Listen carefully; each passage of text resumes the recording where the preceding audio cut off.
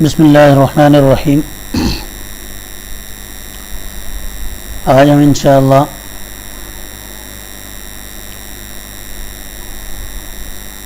قرآن کریم کے سمجھنے کے حوالے سے اپنا 12واں سبق پڑھیں گے۔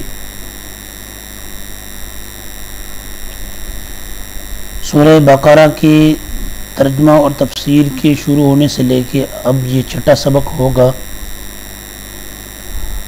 اور مزید ذیلی عنوان کے تحت جائیں تو منافقین کا تعارف جو قرآن کریم کی آیت نمبر 8 سے، سورہ بقرہ کی آیت نمبر 8 سے شروع ہوا تھا، اس تعارف کا آج تیسرا سبق ہوگا، اور یہ مشتمل ہوگا انشاءاللہ سورہ بقرہ کی آیات 14 تا 16 پر، 14، 15 اور 16۔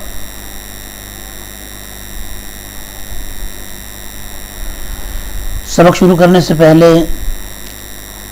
یہ تاکید ضروری معلوم ہوتی ہے کہ سبق کو مکمل سنیں، اور سبق سننے کے دوران اس کی بہتری کے لیے یا اس کے اندر کسی خامی کو دور کرنے کے لیے آپ کے ذہن میں کوئی قیمتی رائے آتی ہے یا مزید وضاحت کے لیے کوئی سوال ذہن میں آتا ہے، اس کے لیے کمنٹ سیکشن میں تشریف لائیں۔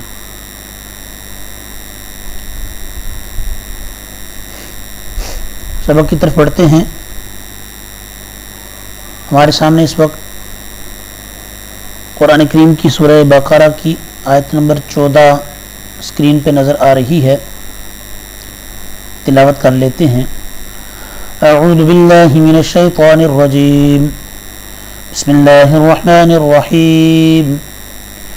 وَإِذَا لَقُوا الَّذِينَ آمَنُوا قَالُوا آمَنَّا وَإِذَا خَلَوْا إِلَى شَيَاطِينِهِمْ قَالُوا إِنَّا مَعَكُمْ إِنَّمَا نَحْنُ مُسْتَهْزِئُونَ صدق اللہ العظیم۔ لفظی ترجمہ: وا اور اذا جب، لقو ملتے ہیں وہ کون؟ منافقین، الذین ان لوگوں سے جو آمنوا ایمان لا چکے، یعنی اصلی ایمان والوں سے ملتے ہیں تو قالو کہتے ہیں آمنا ہم ایمان لائے، وا اور اذا جب، خلو الگ ہوتے ہیں، تنہا ہوتے ہیں، الی شیاطینہم اپنے شیطانوں کے پاس، یعنی اپنے کفر کے سرداروں کے پاس جب علیحدگی میں ہوتے ہیں، قالو تو کہتے ہیں، یعنی منافقین ان سے کہتے ہیں، انا بے شک ہم، معکم تمہارے ساتھ ہیں، یعنی اصل میں تو ہم تمہارے ساتھی ہیں، انما نحن بے شک ہم تو، مستہزئون مذاق کر رہے تھے یا مذاق کرنے والے تھے، یعنی مسلمانوں کے پاس جو ہم بیٹھتے ہیں یا بیٹھے تھے تو ہم ان کو بے وقوف بنا رہے تھے، اصل میں تو ہم تمہارے ساتھی۔ بامحاورہ ترجمہ: اور جب یہ ان لوگوں سے ملتے ہیں جو ایمان لا چکے ہیں تو کہتے ہیں ہم ایمان لے آئے، اور جب یہ اپنے شیطانوں کے پاس تنہائی میں جاتے ہیں تو کہتے ہیں کہ ہم تمہارے ساتھ ہیں، ہم تو مسلمانوں سے مذاق کر رہے تھے۔ یہ تھی آیت اور اس کا لفظی اور بامحاورہ ترجمہ۔ اب اس کی تشریح کی طرف بڑھتے ہیں۔ منافقین کا رویہ یہ تھا کہ مسلمانوں سے ملتے تو انہیں کہتے کہ ہم ایمان لا چکے ہیں، یعنی ان کو اعتماد میں لے لیتے، اور کفار کے سرداروں کے پاس تنہائی میں جا جا کر انہیں یقین دلاتے کہ ہم اپنے مذہب پر قائم ہیں، یعنی ہم تمہارے ساتھی۔ پھر جب وہ کہتے کہ مسلمانوں کے پاس کیوں بیٹھتے ہو، ان کے ساتھ بات چیت کیوں کرتے ہو، تو ان کو کہتے تھے کہ مسلمانوں کے ساتھ ہماری بات چیت، ہمارا اٹھنا بیٹھنا اس وجہ سے ہرگز نہیں کہ ہم ان کا دین قبول کر چکے، بلکہ ہم تو اس طرح ان کو بے وقوف بناتے ہیں اور ان کا مذاق اڑاتے ہیں، یعنی ان کو ہم اپنے اعتماد میں لیتے ہیں، وہ ہم پر اعتماد کر لیتے ہیں، تو ہم ان کو بے وقوف بناتے ہیں، ان سے مفادات سمیٹتے ہیں، ان سے ان کے اراض لیتے ہیں، اور جب الگ ہوتے ہیں تو ہم ان کا مذاق اڑاتے ہیں کہ دیکھو کتنے بے وقوف ہیں، ایک عام سی بات پہ یقین کر لیا انہوں نے۔ یہ منافق آدمی کا کام ہوتا ہے کہ ایک کے پاس جائے تو اس کی مطلب کی کہے، دوسرے کے پاس جائے تو اس کو خوش کرنے والی بات کہے۔ حضرت ابو ہریرہ رضی اللہ عنہ بیان کرتے ہیں کہ رسول اللہ صلی اللہ علیہ وآلہ وسلم نے ارشاد فرمایا، قیامت کے دن اللہ کے نزدیک لوگوں میں سے، یعنی اللہ کے ہاں لوگوں میں سے بدترین شخص دو چہروں والا یعنی منافق ہوگا۔ دو چہروں والا آدمی اللہ کے نزدیک سب سے بدترین ہوگا، جو اس طرف ایک چہرے کے ساتھ آتا ہے، دوسری طرف دوسرے چہرے کے ساتھ جاتا ہے۔ تو یہ منافقت والا رویہ یہ اللہ اور اللہ کے رسول صلی اللہ علیہ وسلم کو سخت ناپسند ہے۔ اس آیت میں فرمایا گیا وَإِذَا خَلَوْا إِلَىٰ شَيَاطِينِهِمْ، جب اپنے شیطانوں کے پاس الگ ہوتے ہیں۔ تو شیطان تو ہم نے یہ سنا تھا کہ جن ہے اپنی جنس کے اعتبار سے، تو کیا وہ جنوں کے پاس جا کے ان کو یقین دلاتے تھے کہ ہم تمہارے ساتھی ہیں؟ نہیں، وہ تو کفر کے جو سردار تھے انسان ان کے پاس جاتے تھے، پھر ان کو شیطان کیوں کہا گیا؟ اس کے لیے شیطان کا معنی سمجھ لیں تو بات پریشانی کی نہیں بنے گی۔ شیطان عربی زبان میں سرکش کو کہتے ہیں، کوئی بھی سرکشی کرنے والا اس کے لیے لفظ شیطان استعمال ہوتا ہے۔ انسان اور جن دونوں کے لیے یہ لفظ استعمال ہوتا ہے، اگرچہ قرآن کریم میں یہ لفظ زیادہ تر شیاطین جن کے لیے آیا ہے، لیکن بعض مقامات پر شیاطین انس یعنی انسان جو شیطانی صفات پر ہوں ان کے لیے بھی یہ لفظ استعمال کیا گیا ہے۔ اب کیسے پتہ چلے گا کہ کہاں پہ یہ جنوں کے لیے ہے، کہاں پہ یہ انسان کے لیے ہے؟ تو سیاق و سباق سے بآسانی معلوم ہو جاتا ہے کہ کہاں شیطان سے انسان مراد ہیں اور کہاں جن۔ اس مقام پر شیطان کا لفظ ان بڑے بڑے سرداروں کے لیے استعمال ہوا ہے جو اس وقت اسلام کی مخالفت میں پیش تھے، یعنی اس آیت کا سیاق و سباق بتا رہا ہے کہ یہاں پہ شیطان کا لفظ یا شیاطین کا لفظ وہ انسانوں میں سے جو بڑے بڑے کفر کے سردار تھے ان کے لیے استعمال ہوا ہے۔ تو اس آیت سے دو سبق معلوم ہوتے ہیں۔ نمبر ایک، دوغلی پالیسی منافقوں کا شیوہ ہے، ایمان والوں کا شیوہ دوغلی پالیسی نہیں ہے۔ ایمان والا جو بات تنہائی میں کہتا ہے وہی بات سب کے سامنے کہتا ہے، جو بات خلوت میں وہی جلوت میں، جو جلوت میں وہی خلوت میں، جو بات دل میں وہی زبان پہ، جو زبان پہ وہی دل میں۔ ہزار خوف ہوں لیکن رہے زبان دل کی رفیق، یہی رہا ہے ازل سے قلندروں کا طریق۔ اور اقبال کہتے ہیں آئین جمع مرداں حق گوئی و بے باکی، اللہ کے شعروں کو آتی نہیں روبا ہی۔ روبا لومڑی کو کہتے ہیں، لومڑی کی صفات ایمان والوں میں نہیں ہوتی، یہ منافقوں کا شیوہ ہے۔ دوسری بات جو معلوم ہوئی اس آیت سے کہ شیطان جنوں کی طرح انسانوں میں بھی ہوتے ہیں۔ دیکھیں یہاں پہ انسانوں کے لیے استعمال فرمایا گیا وَإِذَا خَلَوْا إِلَىٰ شَيَاطِينِهِمْ، جب منافق اپنے شیطانوں کے پاس الگ ہوتے ہیں تو معلوم ہوا کہ شیطان کا لفظ انسان کے لیے بھی استعمال ہوتا ہے، جیسا کہ قرآن کریم کی آخری سورت کی آخری آیت میں ہے من الجنۃ والناس، کہ میں ہر وسوسہ ڈالنے والے شیطان سے پناہ مانگتا ہوں، چاہے وہ جنوں میں سے ہو یا انسانوں میں سے۔ تو یہ تھی آیت نمبر 14 اور اس کا ترجمہ اور تشریح۔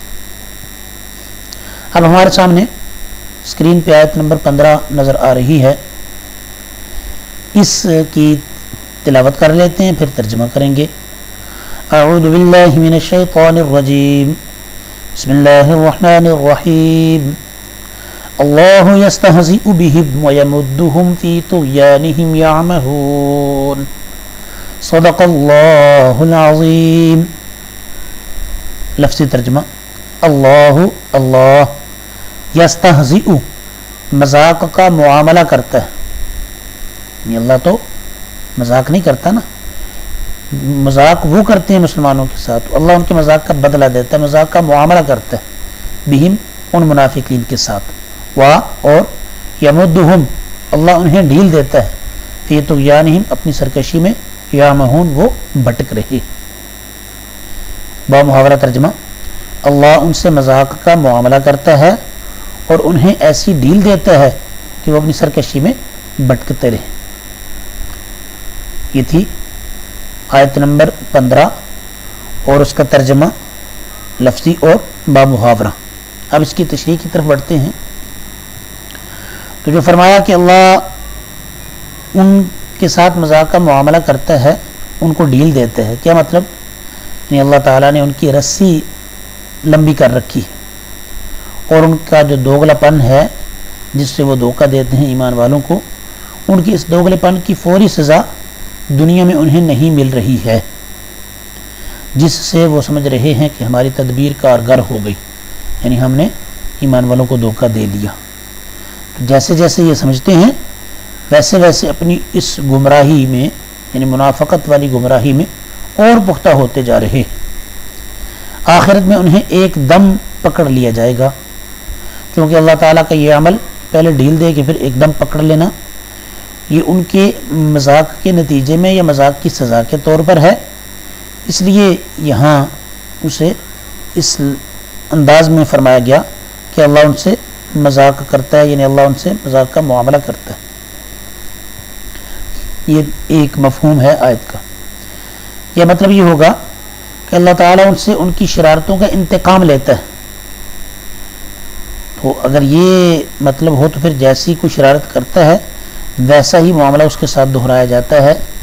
تو اس معنی میں پھر اللہ تعالیٰ کی طرف استہزاء یا مذاق کرنے کی جو نسبت ہے اس میں کوئی برائی بظاہر معلوم نہیں ہوتی،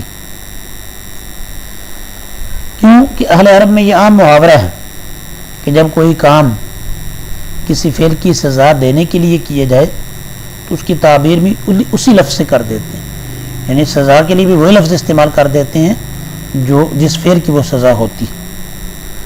جس لفظ سے اس فعل کی تعبیر کی گئی اسی لفظ سے اس فعل کی سزا کی تعبیر کر دیتے ہیں.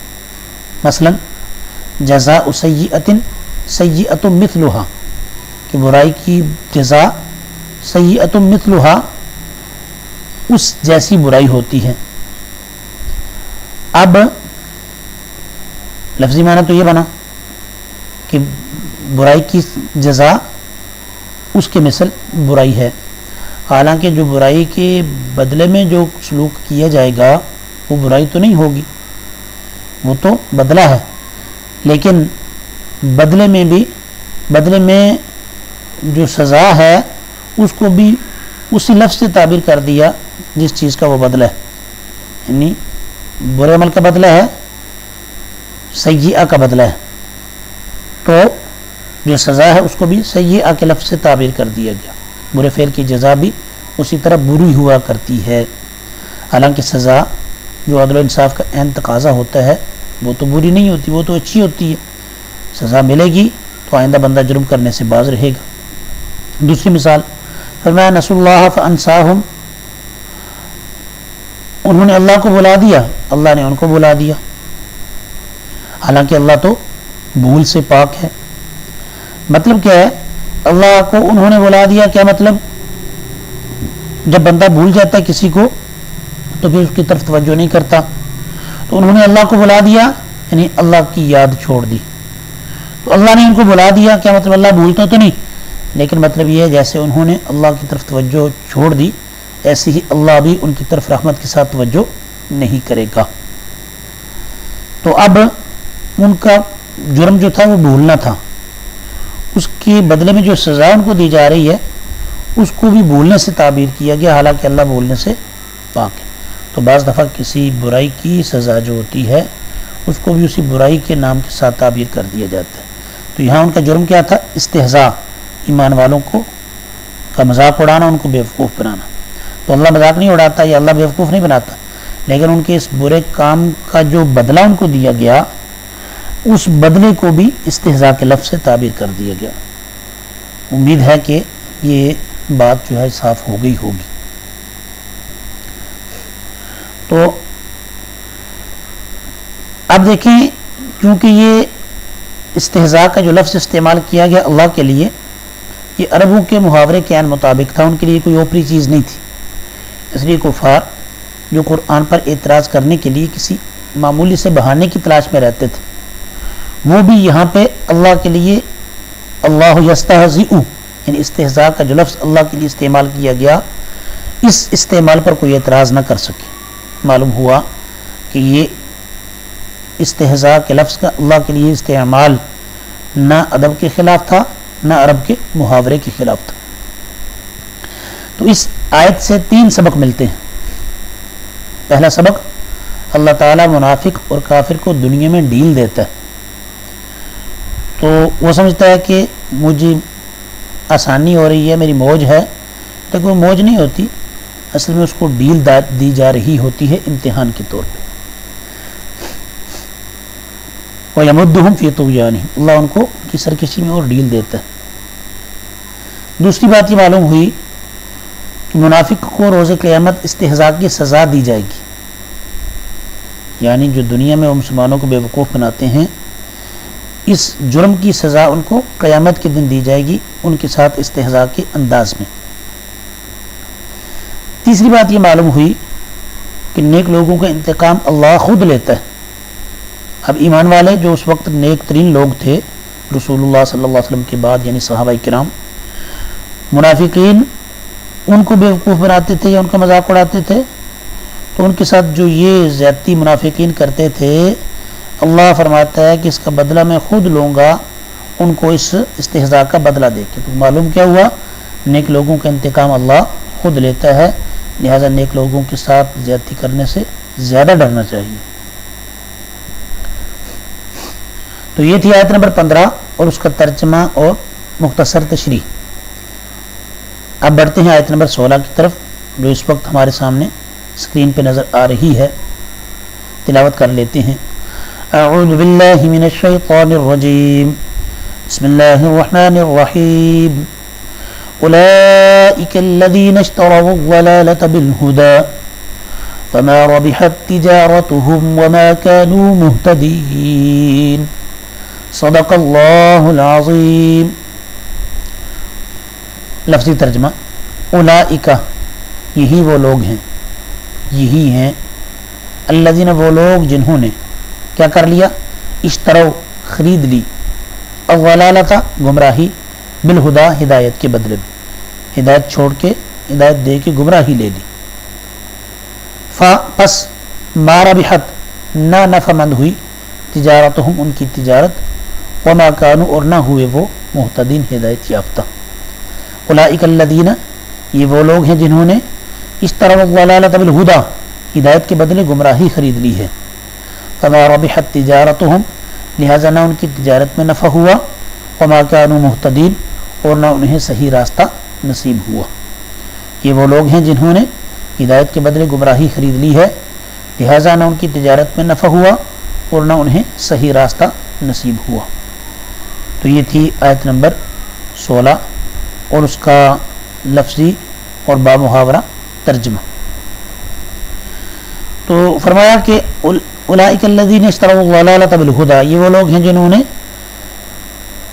اشترا کر لیا گمراہی کا ہدایت کے بدلے میں. اشترا کیا چیز ہے؟ اشترا کا معنی ہے ایک چیز کے بدلے دوسری چیز پا لینا، یا ایک چیز دے کے دوسری چیز لے لینا، یا ایک چیز چھوڑ کے دوسری چیز اختیار کر لینا. یہ لفظ خریدنے اور بیچنے دونوں کے لیے استعمال ہوتا ہے، زیادہ تر خریدنے کے لیے استعمال ہوتا ہے.